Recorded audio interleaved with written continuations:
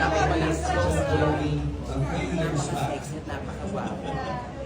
Sasamahan tayo niya dito. Hello po.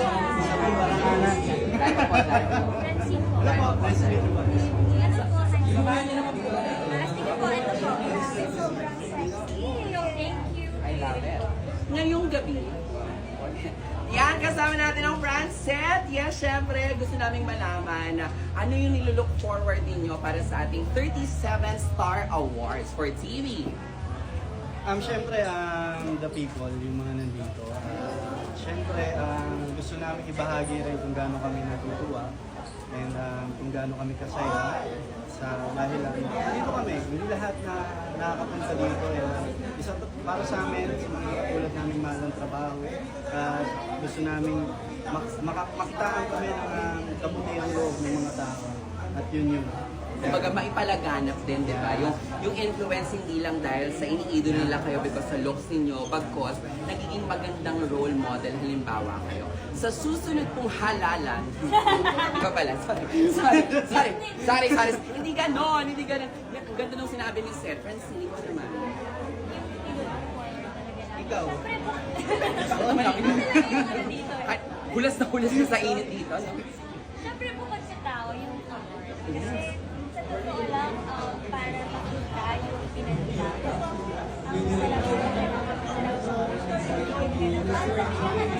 The Star Awards. Yes.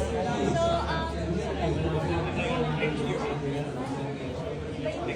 kapag mag-receive ka ng award, parang ang galing mo para sa iyo. Tama, diba? Kaya naman maraming salamat. And we are always very proud sa inyo sa lahat ng mga na-achieve nyo. Ayoko na patagalin kasi nahahawa na sila, nahuhulas na sila. Hindi kasi ang team natin ngayon is Pande Manila. Bakery. Pande Manila, tinigil. Ayun o, ganun yung ilutuan. Picture mo na tayo. Sige.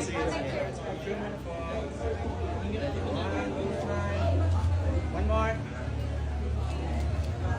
Wala kami napansin. Francet.